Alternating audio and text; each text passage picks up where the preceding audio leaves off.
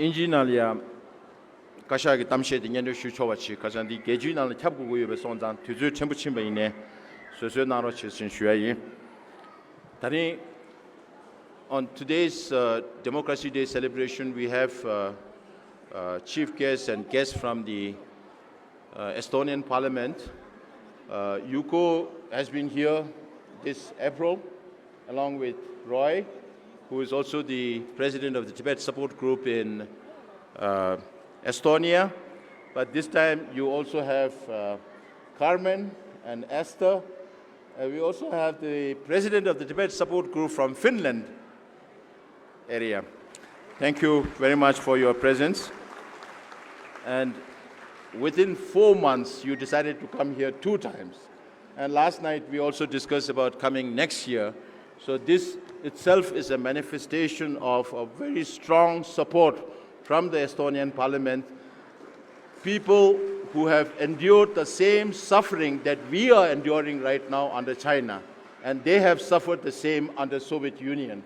And that is why their affinity for the Tibetan cause is much more than many other countries and leaders around the world. So thank you very much for coming here again and showing your support. And I was telling Yuko this morning that every time we have visitors here, it does send a strong message to the people inside Tibet and also to the Chinese government that there is support from the international community and there are people who are willing to listen to us. So thank you again. Today, we celebrate the 64th anniversary of the Tibetan Democracy Day. On this joyous occasion, the Kashak extends his warm greeting to the delegation of the Estonian Parliamentary Support Group for Tibet, led by its chairman, Honorable Mr. Yuko Kale Raid. Member of the Foreign Affairs Committee of Estonian Parliament, Honorable Mrs. Carmen Yola, Member of Social Affairs Committee, and Honorable Ms. Esther Karusi, Member of Foreign Affairs Committee, and Mr. Roy Strider, who kindly coordinated the visit, and present and former officials of the Central Tibetan Administration, as well as fellow Tibetans living in and outside Tibet. The Kashak extends our warm greeting to all across the world who support the just cause of Tibet and the people of Tibet. Under the visionary leadership and indomitable determination of His Holiness the Dalai Lama, the Tibetan people remained resilient, unfazed by the overwhelming hardship of losing their homeland to invaders and the multifarious challenges in a new environment. Within a week of His Holiness' arrival in Mussoorie in India on 20th April 1959, His Holiness re-established the Tibetan government in exile, aimed at resolving the issue of Tibet and ensuring the welfare and overall development of the Tibetan community in exile. Moreover, in conformity with the modern democratic system, His Holiness the Dalai Lama established the Legislative Assembly in 1960 to ensure democratic representation through the electoral system. Since then, His Holiness has initiated 4 historical steps towards the democratization process, thus developing the Tibetan polity into an efficient and robust system which is unprecedented in the exile community and a model for the entire world. Also, the fact that the Tibetans in exile are freely enjoying the fruits of democracy resulted solely from the blessings of His Holiness the Dalai Lama's unwavering guidance and leadership, for which we always remain eternally grateful. The Kashak, in our statement on the occasion of His Holiness' birthday this year, highlighted His Holiness' first of the 4 principal commitments aimed at promoting human values. This serves as a curtain raiser to celebrate His Holiness' 90th birthday next year. On this occasion, we would like to briefly recall His Holiness the Dalai Lama's second commitment of promoting religious harmony. His Holiness the Dalai Lama emphasizes that different religious traditions share common principles such as love, compassion, patience, contentment, and observing moral precepts in taming the mind, which provides a basis for harmony between religions, and that all philosophical religious traditions in the world underscore the need to practice love and compassion. The main teachings of the major religions is nonviolence. Nonviolence is love and compassion.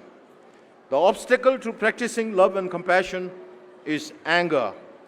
The antidote is practicing patience and not holding animosity against those who harm us. These principles are common across religions.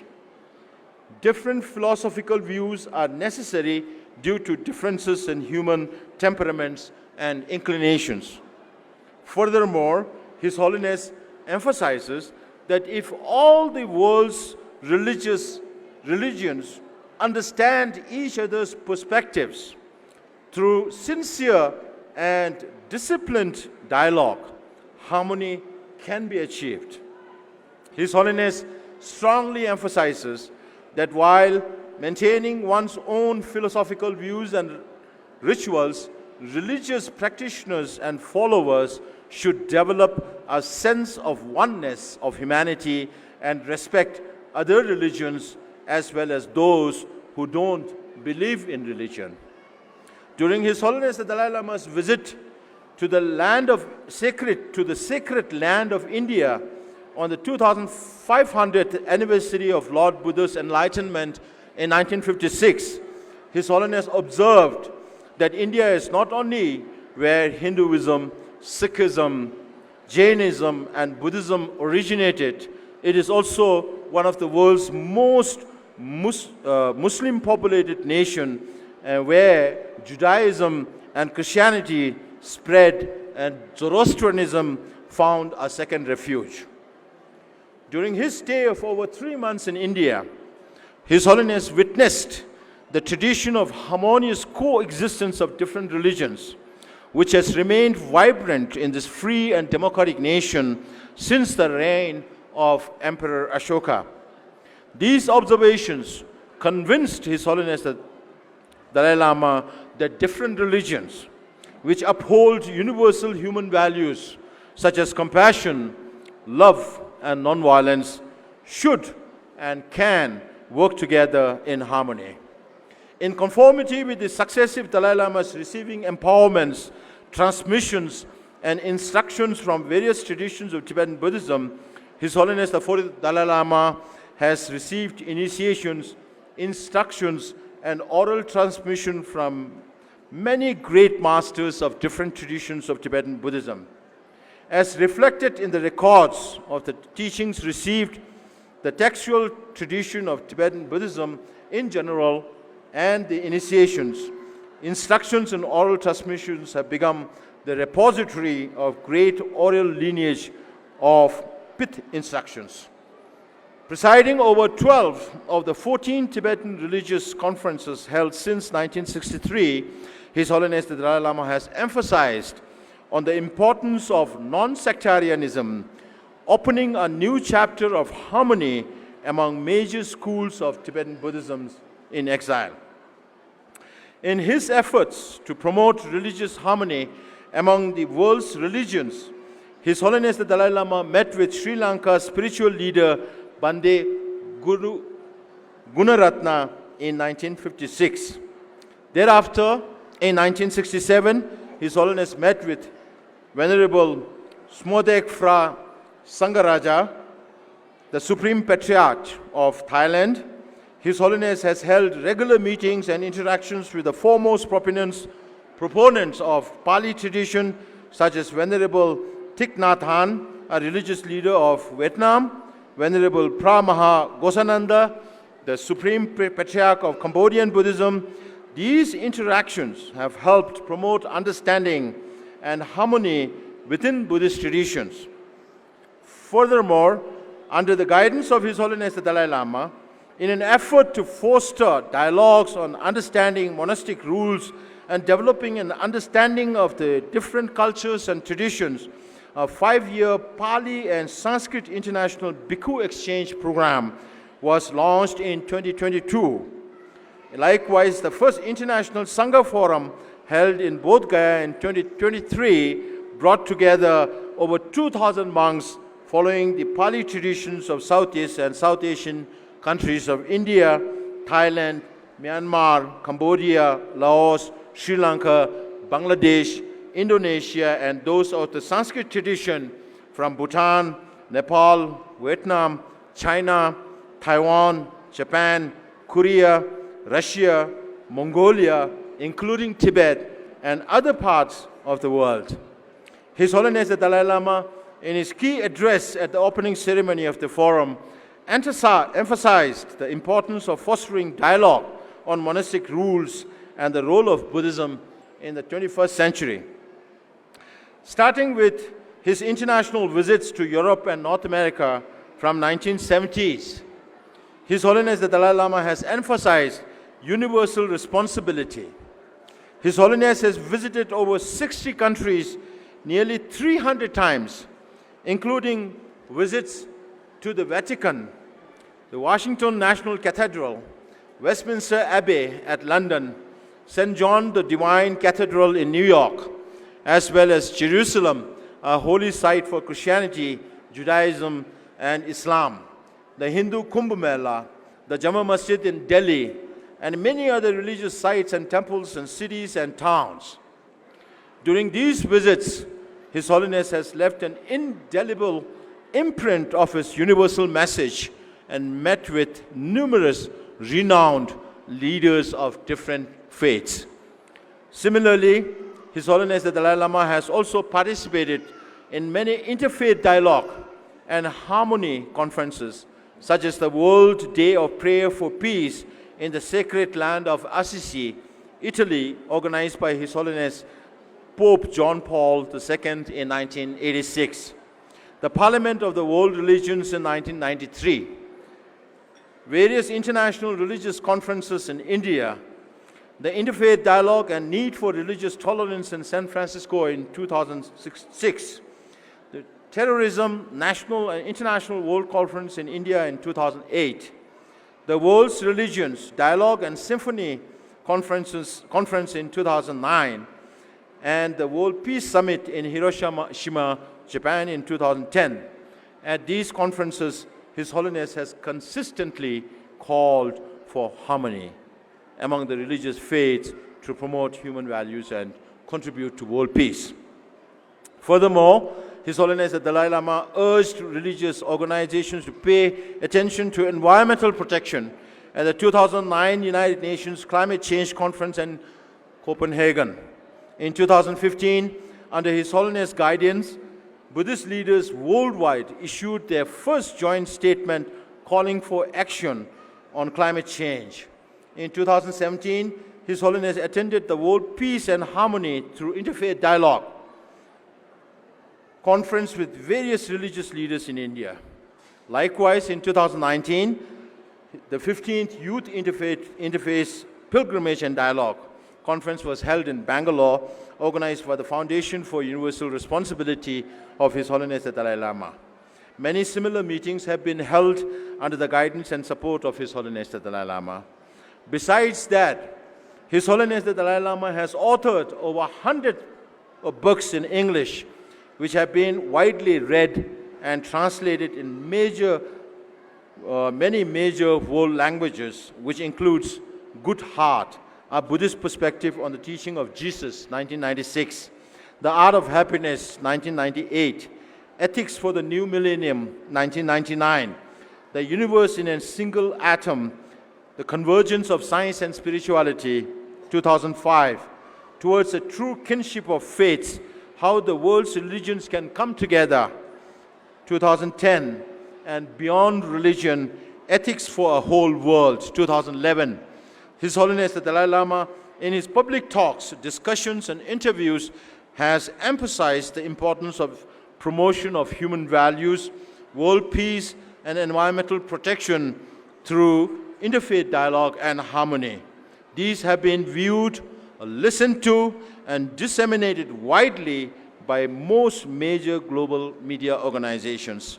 His Holiness the Dalai Lama's visionary guidance on the importance of the need for ethics mental well-being, and universal responsibility in the modern education system is being incorporated into the educational curriculum and implemented by many governmental and non-governmental organizations around the world.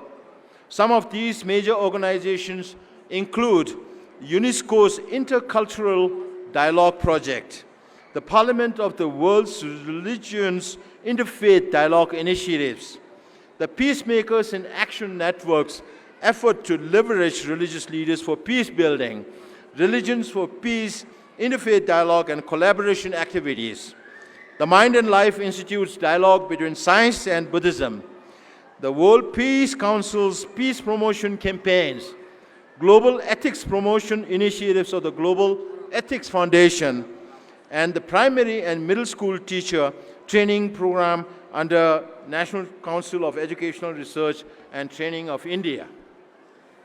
Many academic institutions, such as Emory University, University of Wisconsin-Madison, Stanford University, University of Virginia, University of Southern California, U.S. primary and secondary schools under the California Department of Education, the Dalai Lama Center for Interfaith Understanding at the University of Cambridge, UK, Griffith University, Australia, University of Tübingen, Germany, Sophia University, Japan, McGill University, Canada, and the University of Delhi have also incorporated His Holiness visions in their curriculum. The Mind and Life Institute, neuroscience research and discussion of ethics evolved from the principal commitments of His Holiness the Dalai Lama are continuously progressing and expanding is yet another contribution to the humankind. His Holiness the Dalai Lama's concept of interfaith dialogue finds reflections in the United Nations General Assembly's resolution on the World Day for Cultural Diversity, for Dialogue and Development, and on promotion of interreligious and intercultural dialogue, understanding and cooperation for peace, and the United Nations Human Rights Council's resolution on combating intolerance, negative stereotyping, stigmatization, discrimination, incitement to violence, and violence against person based on religion or belief. These resolutions reflect many of the principles of interfaith dialogue that His Holiness has long espoused and advocated. On the contrary, the government of People's Republic of China is implementing hardline policies aimed at eradicating the distinct Tibetan identity in Tibet.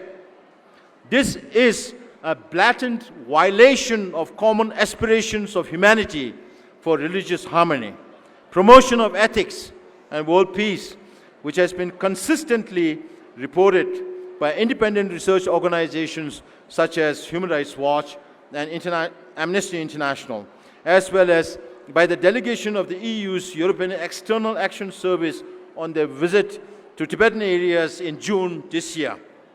The US State Department's annual Human Rights Report and various UN experts' report.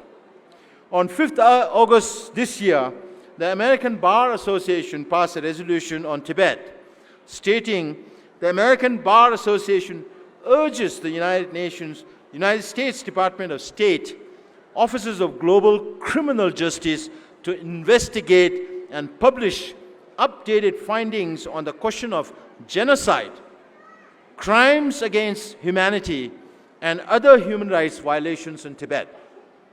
Additionally, the PRC government is forcefully implementing an assimilationist policy called Forging a Strong Sense of Community for the Chinese Nation, through a three-pronged process termed as to facilitate ethnic exchanges, communication, and integration, aimed at eradicating the Tibetan people's identity through indoctrination programs and Sinicization campaigns in the religious, political, and social programs.